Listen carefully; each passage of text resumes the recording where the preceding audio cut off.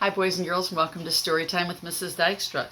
Today I'm going to be reading Chapter 7, Sour Grapes in Junie B. Jones and some sneaky peeky spying. After I read Chapter 7, in a separate video I'm going to read Chapter 8 so we can get these both posted this week. So next week we can spend the last week of school reading stories about kindergarten and first grade. So let's get started. Chapter 7, Sour Grapes. Principal called Mrs. to his office, only I didn't even know he was going to do that sneaky thing. That's how come I had to pull my skirt way up over my head, or else Mrs. would see me there and she would know that I tattled on her. Don't do that, said Principal. Yeah, only I'm allowed to because I said from underneath my skirt, because I have on new red tights or boxer shorts, that's why. After that, Principal went out of his office, and I heard my teacher's voice outside the door. Then I quick got down from the big wooden chair, and I hid it underneath Principal's giant desk, because I was scared of what was going to happen. That's why. I stayed quiet for lots of minutes. Then I heard feet coming back into the office, and so I made my breath very quieter. Junie B. Jones, said Principal. She might be hiding, said Mrs. She's very good at that, you know. And so then I just had to think of something speedy quick, or else they might be looking for me, I think. Yeah, only Junie B isn't hiding, I said in a scary voice. Junie B had to go home. Only don't call her mother, or else she will get mad at you, and she will crack your head open. After that, feet walked really fast around the desk. It was Principal. Come on out of there right now, young lady, he said. I peeked my eyes at him. Shoot, I said very quiet. Then I had to sit in the big wooden chair again, and Mrs. sat down next to me, except for I didn't look at her, or else she might make a fist at me. Good afternoon, Junie B, she said in a very nice voice. I did a gulp. I think you and me have to have a little talk, she said. Then my eyes got squinty and a little bit wet inside of them, because a little talk means that I'm going to get yelled at.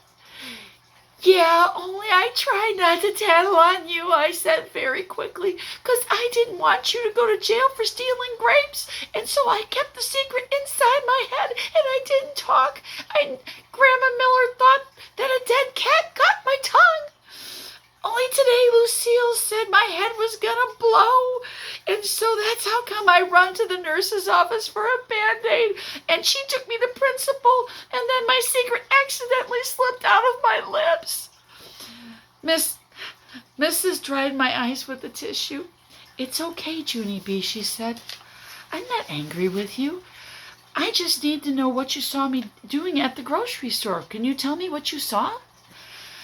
Then she said the words, exactly.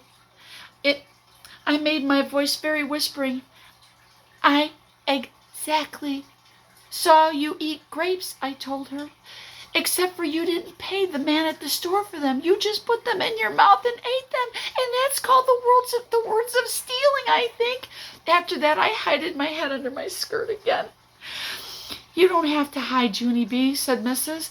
I'm the one who should be hiding. I'm the one who took the grapes. I peeked my eyes over my skirt at her. Then Mrs. did a little smile, and she explained all about what happened. 2 weeks ago, I bought some grapes at the grocery store, she said. But when I got them home, I discovered they were so sorry that no one in my family would eat them. So this week, when my husband and I went back to the store, I thought I'd be smart and taste a couple of those grapes before I bought them. I raised my eyebrows. Is that the rules?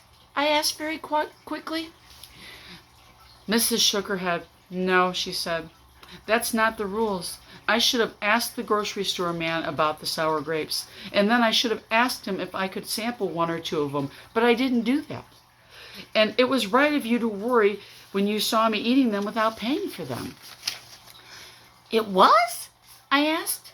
Mrs. smiled again. Of course it was, she said. It shows that you know right from wrong, and it shows that teachers make mistakes too, just like everyone else. Teachers aren't perfect, Junie B. No one's perfect.